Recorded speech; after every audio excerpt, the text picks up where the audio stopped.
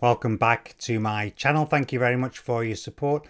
This video is about, well, I bought the Meta Quest Pro.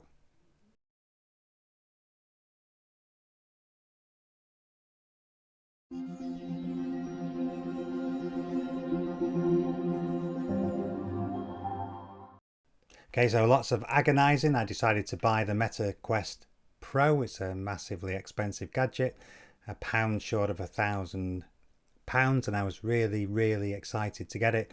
Really keen to try it with my flight simulator to replace my Reverb G2. So overall, the positives were the lenses are really good.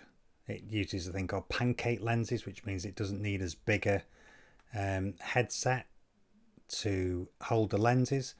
They have a wider field of view, so the resolution is higher and it could be cranked up connecting it to the computer by a cable, and the field of view, the bit that is clear, is much wider than the G2. The G2 has a relatively small sweet spot where it's really clear. The picture was stable and the colours were pretty good, and overall I was quite pleased with the way that it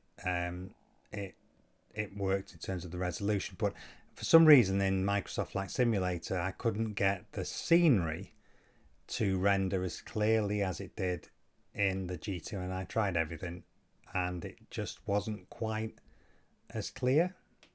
I think on balance it was slightly better in Prepared and slightly clearer in X-Plane. It definitely dealt well with X-Plane in terms of lag and in terms of performance. On the negatives, in addition to not being able to get the scenery to render clearly in Microsoft Flight Simulator, which is pretty disappointing, there were two, for me, showstoppers for the headset.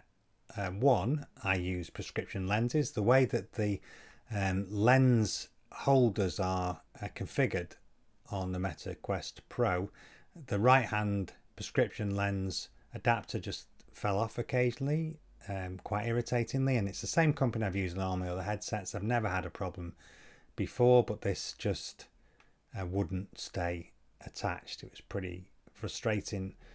But the real deal breaker for me was I have a pretty wide interpupillar distance, so my eyes are a little bit wider apart, and you can set it on the Meta Quest Pro to a wide IPD. In fact, technically 2mm wider than my IPD is, but when it's on the maximum setting, because of the way the rubbers on the lenses are configured, it catches on the edge. So when I set it to 70, which is the widest setting, it actually ends up around 68 after only one or two times of using it. So for me that was a real deal change. It didn't allow the lenses to stay completely clear for both eyes. So overall, although it was clear, it ran well, it was not able to cope with my IPD. It wasn't, in my opinion, £1,000 better than the G2, and the G2 is a really capable headset for all three of the simulators. So I have decided reluctant to take back the Meta Quest Pro, and I'm going to stick with the G2 certainly until the Meta Quest 3 comes out in the autumn. That's all I've got for you in this. I hope that was helpful.